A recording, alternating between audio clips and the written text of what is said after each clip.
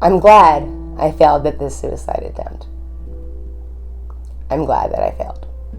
Stand clear of the closing doors, please. Hey, I'm Michelle Hammer, and you're watching Schizophrenia and The City. And big trigger warning today because we are talking about suicide. When I kind of decided that I was going to talk about suicide, I realized we have to go over some semantic rules. You know, things you can and cannot say about the word suicide.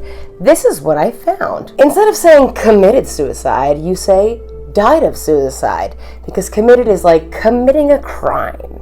So instead of saying successful attempt, you say suicide death. Okay, I get that. Instead of saying unsuccessful attempt, you say suicide attempt.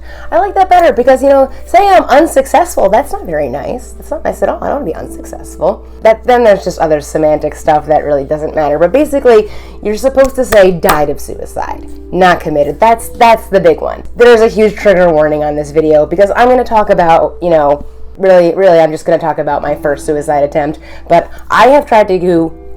Oops, I almost got myself right there. I have tried to die by suicide plenty of times, but I have not died. I've had that unsuccessful attempt. Or don't say that, I don't know anymore, now I'm getting confused. I wasn't meant to die. That's what I really think. I wasn't meant to die any of those times, so that's why I'm here educating people about mental health, schizophrenia, all that fun stuff. Let's take it back now. And imagine me in 11th grade physics class. That's right. That's where this started. Things aren't going so well. I'm getting upset. And the crazy voice in my head starts telling me, you gotta just die. You gotta die. You gotta do it. You gotta die. You just gotta die. We had a lab that period after the actual real physics class. I decide I'm going home and I'm gonna die. That's what I decided. I made my decision. I'm going to do it, and I'm going to figure it out as I walk home. So I just left class. Just walked out of class. Walked out. Yep, I did that. Walked out of the school, just walked right out of my school. No one stopped me. And decided to walk an hour and a half home. And I'm getting texts from my friends in the next class going, where are you? Where are you? Where are you? I mean, you'd think maybe, like, you know, my friends reaching out to me would have made me think, like, oh, I have friends. Maybe I shouldn't die. No. It didn't. So after that hour and a half walk home, I start looking through my parents' house. And I remembered in 8th grade, I learned about something like, oh, if you mix these together and you breathe it, you're going to die. Which is interesting thing.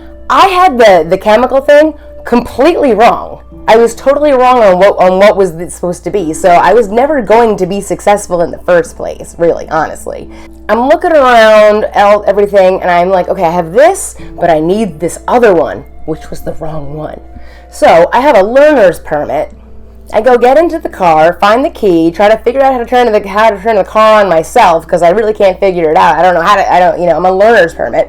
And I drive the car, don't even know how, to the nearest, drugstore or whatever, like the discount one that I know, and I go in there, and I think I find what I need.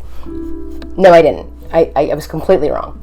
But I remember I came outside, and I see somebody from the private school that is near my house, and I'm like, hey, Chris, how you doing? He's like, oh, what are you doing here? You're not at school right now? I'm like, oh, I'm just on my lunch break or something, got this car today, I'm not a great driver. And he's like, you need help backing out? I'm like, no. And I back out. He's like, you almost hit that car. And I was, so I was planning on dying. I didn't care. I make it home, and I think, okay. You mix these two together. Once again, wrong combination. Completely wrong on what I was trying to do.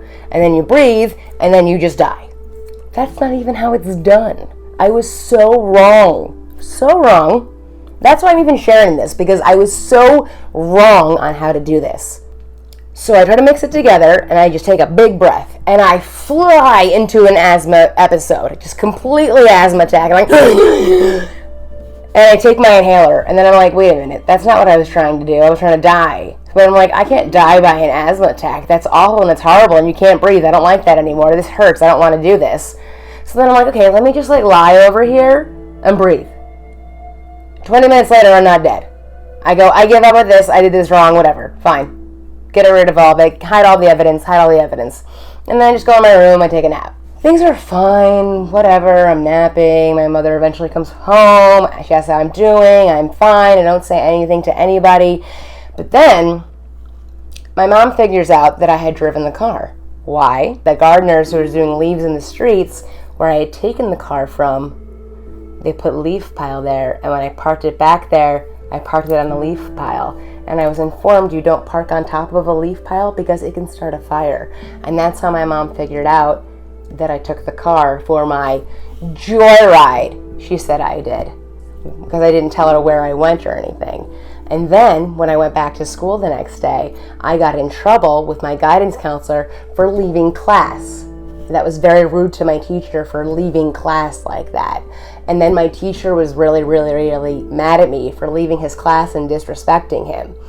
I tried to die by suicide, got in trouble with my mother, my guidance counselor, and my teacher, yet I told none of them or any of my friends what I did. And I can honestly say this is the first time I've ever told anyone this story. And yeah, that's my first attempt of dying by suicide, which was a complete failure because I wasn't meant to die. I wasn't meant to die. I was meant to live. That's what I believe. I don't even know how to end this. I really don't know how to end this. I made jokes before. I've made jokes like I'm just so bad at trying to kill myself. But that's like not a funny joke. It really isn't.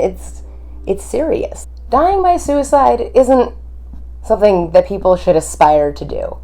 And it's not something that an intrusive thought should tell you to do. And when there's so many things that happen in that day that you think should change what you're thinking and change your decision and change your ideas, you should try to listen to that. Like, my friends, they were texting me, "Where are you?" Why did that not click in my head that I had friends? Why didn't I realize that I had people that actually cared about me? And why did I decide to tell nobody what I did?